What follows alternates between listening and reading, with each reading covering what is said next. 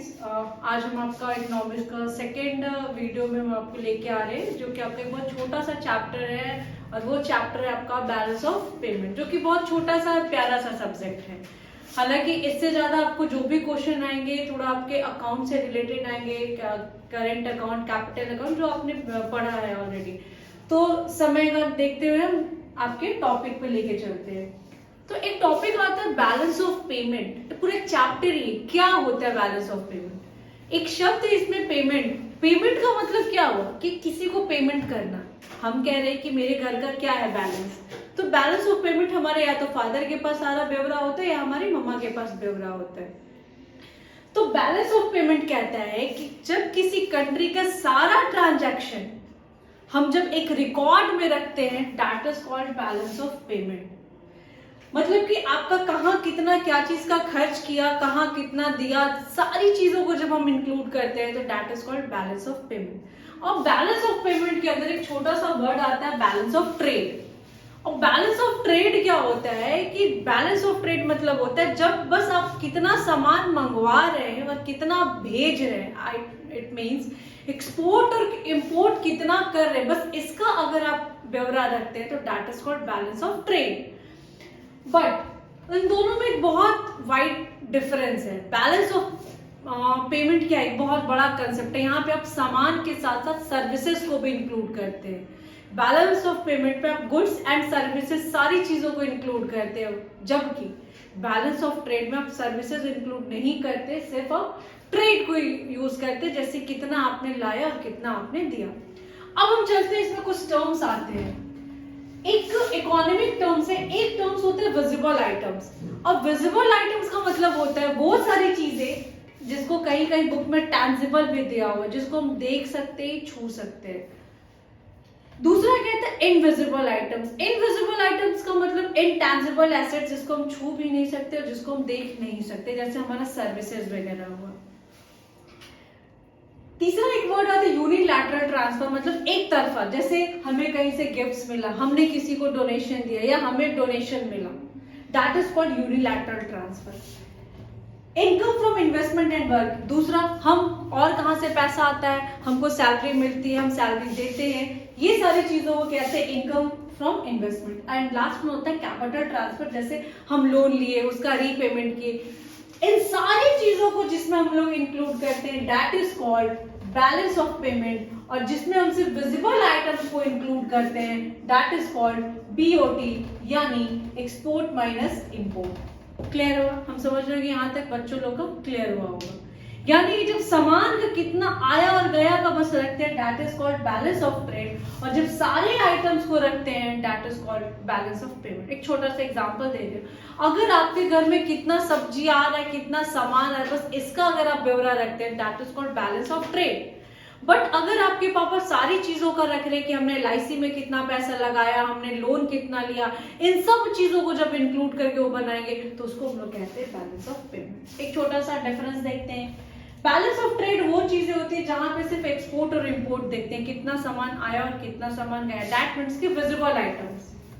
BOP, यहाँ पे सारे ट्रांजैक्शंस को देखते हैं, that is called balance of payment. BOT में सिर्फ विजिबल आइटम्स होते हैं, टैंजिबल आइटम्स होते हैं, जबकि हमारे बीओपी में विजिबल और इनविजिबल सारे होते हैं। बीओटी एक छोटा सा कंसेप्ट है क्योंकि यहाँ पे सिर्फ गुड्स की बात करें, जबकि बीओपी मेरा वाइडर कंसेप्ट है जहां पे हम सारी चीजों की बात करते हैं। ये बीओटी एक तरीके से इनकम्प्लीट कह सकते हैं, जबकि बीओपी हम कह सकते हैं एक पूरा कंप्लीट ब्यौरा है जहां पे हम सारी चीजों का लेखा जोखा रखते हैं, that is called balance of payment. यहां तक हम उम्मीद करते हैं कि बच्चों का क्लियर हो गया होगा।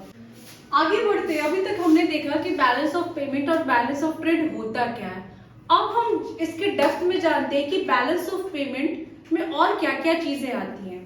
तो बैलेंस ऑफ पेमेंट के दो कंपोनेंट्स होते हैं, एक होता है कैपिटल अकाउंट और एक होता है करेंट अकाउंट, जो कि थोड़ा बहुत आपने तो अकाउंट्स में अच्छे से पढ़ा होगा।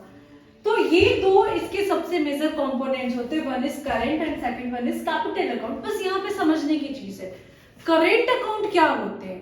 करेंट अकाउंट का मतलब चालू खाता हिंदी में क्या है, मतलब वो सारे खर्चे जो रेगुलर हो रहे हैं आपका। It means Balance of payment records all those transactions between the residents of a country and rest of the world, which, ये ध्यान दीजिएगा, do not cause a change in the assets of liabilities of the country. मतलब वो सारे खर्चे जिससे हमारा assets of liability पे कोई भी बदलाव नहीं आता है, that is called balance of payment. मतलब कि अगर मुझे इसको सैलरी देनी है तो मुझे सैलरी देनी ही है, उससे ना तो मेरे एसेट्स में कोई चेंज आया ना मेरी लायबिलिटी में कोई कमी आया, कि that is called balance of payment. ये हम उम्मीद कर रहे होंगे कि बच्चे लोगों का क्लियर हो। वैसे खर्चे जिससे हमारे रेगुलर रोजमर्रा का जो खर्चा हुआ उसको हम लोग करंट अकाउंट पर लिखते हैं, जिससे ना तो हमारा करंट अकाउंट में कोई चेंज ना तो हमारे एसेट्स में कोई बदलाव आता है, ना हमारी लायबिलिटीज में कोई चेंजेस आते हैं। अब इसमें दो चार चीजें हैं। पहला क्या आता है, export and imports of goods. Export and imports of goods का मतलब जो सारे ट्रांजैक्शन जो विजिबल आइटम्स होते हैं उन सब का खर्चा को हम लोग लिखते हैं करंट अकाउंट पे। दूसरा, export and import of services, बहुत सारी सर्विसेज हम प्रोवाइड करते हैं या खुद भी लेते हैं, उन सबको भी हम करंट अकाउंट में लिखते हैं।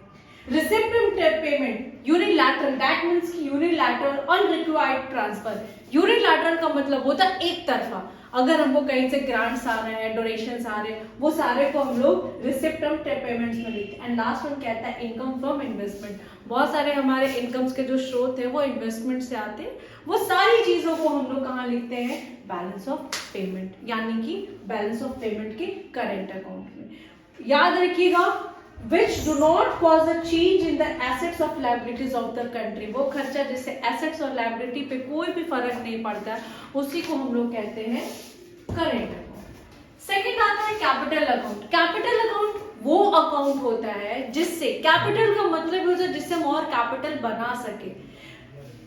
वो खर्चा which cause change in the assets of liability, जिससे हमारे एसेट्स और लायबिलिटी पे फर्क पड़ता है, उसको हम लोग कहते हैं कैपिटल अकाउंट। जैसे बोरोविंग्स एंड लेंडिंग, हम कहीं से लोन लेते हैं, हम लोन देते भी हैं या हम इंटरेस्ट पेमेंट करते हैं, तो वो उससे हमारा क्या हुआ, लायबिलिटी बढ़ी, लायबिलिटी पे फर्क पड़ा, तो उसको हम लोग कहते हैं borrowings and lending.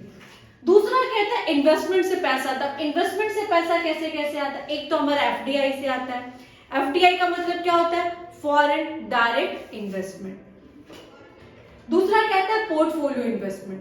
Portfolio investment क्या हुआ कि हम शेयर्स खरीदते हैं, वो सारे उसको हम लोग पोर्टफोलियो। और एफडीआई क्या होता है, एफडीआई का मतलब होता है जब कोई बाहर की कंपनी लॉन्ग टर्म के लिए हमारे यहाँ आकर के अपना कंपनी या स्टोर्स खोलना चाहती है, उसको हम लोग कहते हैं फॉरेन डायरेक्ट इन्वेस्टमेंट। जैसे इस बार का सबसे ज्यादा एफडीआई है गुजरात में।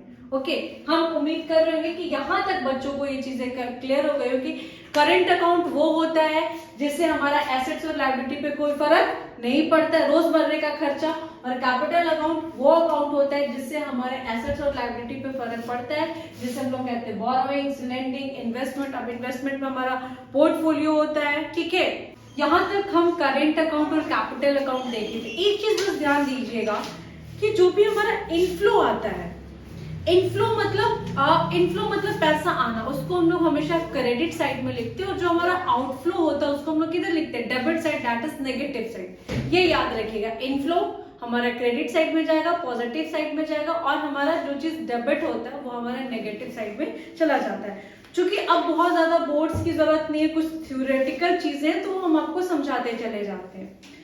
करंट और कैपिटल क्लियर है। करंट मैं बार बार कह रही हूँ, जिससे एसेट लायबिलिटी पे फर्क नहीं पड़ता है, that is called current account. जिससे एसेट्स और लायबिलिटी पे फर्क पड़ता है, that is called capital account. Next आता है आपका एक दो तीन वर्ड से ऑटोनोमस आइटम्स। अब ऑटोनोमस आइटम्स और एकोमोडेटिंग आइटम्स होते क्या है, एक एक करके समझिएगा। ऑटोनोमस आइटम्स वो आइटम्स होते हैं जिनका मोटिव प्रॉफिट मोटिव हो, जिनको हम इसलिए इन्वेस्टमेंट कर रहे हैं ऑटोनोमस की जिससे हमको प्रॉफिट हो। जबकि एकोमोडेटिंग वो इन्वेस्टमेंट होते हैं जिससे हमारा प्रॉफिट मोटिव नहीं होता है। ऑटोनोमस कहता है these transactions do not maintain BOP, identify these are not conditioned by the positive or negative। यानी कि जो मेरा ऑटोनोमस आइटम्स है वो हमारा बीओपी को कुछ भी मेंटेन नहीं करता, हम उसको नेगेटिव पॉजिटिव नहीं लिखते। जबकि एकोमोडेटिंग आइटम्स को हम लोग ये बताता है कि हमारा पॉजिटिव है कि नेगेटिव है या हमारा बैलेंस्ड है। ऑटोनोमस आइटम्स वो होते हैं जहां पे प्राइवेट और गवर्नमेंट दोनों सेक्टर करते हैं, जबकि एकोमोडेटिंग सिर्फ गवर्नमेंट सेक्टर को किया गया है। नेक्स्ट कहता है these transaction take place both current and capital, जबकि एकोमोडेटिंग कहता है these transaction take place on capital account only. यानी कि ऑटोनोमस कहता है बिलो द लाइन आइटम्स, ध्यान दीजिएगा थोड़ा सा, ऑटोनोमस कहता है